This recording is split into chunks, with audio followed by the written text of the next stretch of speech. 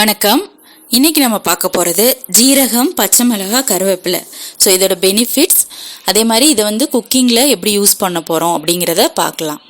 So இதோட மூணோட benefits எல்லாருக்குமே நல்லாவே தெரியும். மூணும் இம்யூனிட்டிக்கு ரொம்ப நல்லது. இப்போ ஜீரகம் அப்படின்னு எடுத்துட்டிங்கன்னா கொலஸ்ட்ரால், பிளட் ப்ரெஷருக்கு ரொம்ப நல்லது. அதே மாதிரி க்ரீன் சில்லி எடுத்துட்டிங்கன்னா கேலரிஸ் கிடையாது, விட்டமின் சி நிறையா இருக்குது, கொலஸ்ட்ராலுக்கு இதுவும் ரொம்ப நல்லது. அடுத்து கருவேப்பிலை எடுத்துட்டிங்கன்னா ஹேர் க்ரோத், அப்புறம் அயன் நிறையா இருக்குது. ஸோ இந்த மாதிரி இதோட பெனிஃபிட்ஸ் எல்லாருக்குமே நல்லா தெரியும். ஆனால் இதை கரெக்டாக நம்ம எடுத்துக்கிறோமா, சமைக்கிறப்போ இதை கரெக்டாக யூஸ் பண்ணுறோமா அப்படின்னு பார்த்தா கிடையாது. ஸோ இந்த வீடியோவில் இதை நம்ம சமையல், அதாவது டெய்லி பண்ணுற சமையலில் எப்படி ப்ராப்பராக யூஸ் பண்ணலாம் அப்படிங்கிறத பற்றி பார்க்க போகிறோம். வாங்க.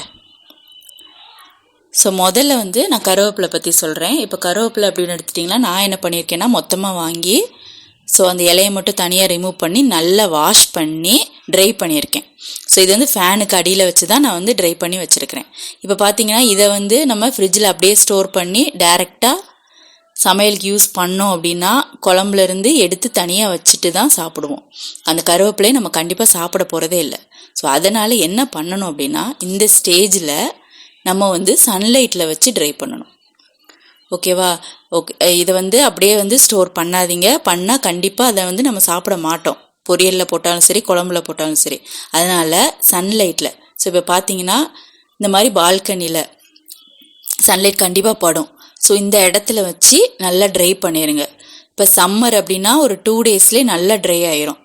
இல்லை வின்டர் அந்த மாதிரி சீசனில் என்ன பண்ணுங்க அப்படின்னா வீட்டுக்குள்ளே ஃபேனுக்கு அடியில் ஒரு 4-5 டேஸ் வச்சுருங்க. ஸோ இப்போ நல்ல வெயில் அடித்தது அப்படின்னா ட்ரை ஆன உடனே கையை வச்சு நொறுக்குனாலே நம்மளுக்கு நொறுங்கிரும். ஸோ அப்படி இல்லை, ஃபேனுக்கு அடியில் தான் வைக்கிறோம், ஒரு 4-5 டேஸ்க்கு அப்புறமா மிக்சியில் பல்ஸ் மோடில் போட்டு நல்லா அடிச்சுக்கோங்க. ஸோ அடிச்சிட்டிங்கன்னா இப்போ நான் காமிக்கிறேன். நான் அந்த மாதிரி சன்லைட்டில் ட்ரை பண்ணி கையால் உதிர்த்து வச்சுருக்கேன். இப்போ பார்த்தீங்கன்னா தெரியும். நான் பவுடராகவும் ஆக்கலை. ஸோ அதே மாதிரி இலையும் தெரியாது. ஸோ இந்த மாதிரி இருந்ததுன்னா இது நம்ம பொரியல்லையோ இல்லை குழம்புலையோ நம்ம போடுறோம் அப்படின்னா கரைஞ்சிரும். ஸோ இலை எங்கே இருக்குன்னு தெரியாது. ஒரு இலை கூட வேஸ்ட் ஆகாமல் நம்ம சாப்பிட்ட மாதிரியும் ஆச்சு. அதோட பெனிஃபிட்ஸையும் ஃபுல்லாக நம்ம கெயின் பண்ணிடுவோம். ஸோ இந்த மாதிரி ட்ரை பண்ணுங்கள். அடுத்து நம்ம ஜீரகம், பச்சை மிளகாய், இது ரெண்டையும் குக்கிங்கில் எப்படி யூஸ் பண்ணலாம் அப்படின்னு பார்ப்போம். ஜீரக தண்ணி பற்றி கேள்விப்பட்டிருப்பீங்க. ஸோ அதையுமே நீங்கள் ட்ரை பண்ணலாம். நைட்டு தண்ணி சூடாக்கி அதில் 1 ஸ்பூன் ஜீரகத்தை போட்டு மார்னிங் அதை ஃபில்டர் பண்ணி குடிக்கலாம். ஸோ அந்த மாதிரி தான் நான் இப்போ எடுத்து வச்சுருக்கிறேன். இதுவுமே ரொம்ப நல்லது. ஆனால் என்னால் இந்த மாதிரி டெய்லி பண்ண முடியாது. ஆனாலும் ஜீரகம் கண்டிப்பாக எடுத்துக்கணும் அப்படின்னு நினைக்கிறவங்க குக்கிங்கில் டெய்லி யூஸ் பண்ணுங்கள். அப்படி அதை எப்படி யூஸ் பண்ணலாம் அப்படிங்கிறத நான் சொல்கிறேன். இப்போ பார்த்தீங்கன்னா பொரியலுக்கு கண்டிப்பாக தேங்காய் துருவி போடுவீங்க. ஸோ அந்த மாதிரி தேங்காய் மட்டும் துருவி போடாமல் இந்த மாதிரி தேங்காய், ஜீரகம், அடுத்து பச்சை மிளகாய், இதை 3ஐயும் சேர்த்து மிக்சியில் அரைச்சிக்கோங்க.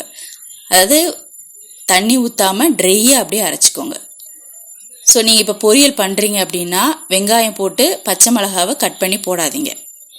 போடாமல் இந்த 3ஐயும் அரைச்சி இந்த இப்போ காமிக்கிறேன் பார்த்தீங்களா? ஸோ இந்த மாதிரி அரைச்சி வச்சுக்கிட்டு அதை இப்போ கேரட் பொரியல் பண்ணுறீங்க அப்படின்னா கேரட்டை போட்டு வதக்குனதுக்கப்புறம் லாஸ்ட்டாக தேங்காவை ஆட் பண்ணிக்கோங்க. இது கூட்டு பண்ணுறீங்க அப்படின்னா இப்போ நான் காமிக்கிறேன் பாருங்கள். தேங்காவை தண்ணி ஊற்றி அரைச்சி வச்சுருக்கேன். அதுலேயுமே பச்சை மிளகா, ஜீரகம், தேங்காய் 3 போட்டிருக்கேன்.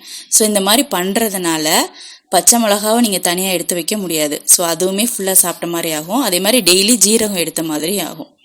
இதை மொத்தமாக 1 வீக்கு தேவையானதை நீங்கள் ஃப்ரிட்ஜில் பண்ணி கூட வச்சுக்கலாம். பொரியல் பண்ணுறப்போ அதை ஆட் பண்ணிக்கலாம். கூட்டு பண்ணுறப்போ இந்த மாதிரி தேங்காய் அரைச்சி ஊற்றிக்கலாம். ஸோ இந்த மாதிரி நீங்கள் ட்ரை பண்ணிங்க அப்படின்னா இந்த 3ஓட பெனிஃபிட்ஸ் நம்மளுக்கு ஃபுல்லாக கிடைக்கும். யூஸ்ஃபுல்லாக இருக்கும்னு நினைக்கிறேன். கண்டிப்பாக ட்ரை பண்ணுங்கள். தேங்க்யூ.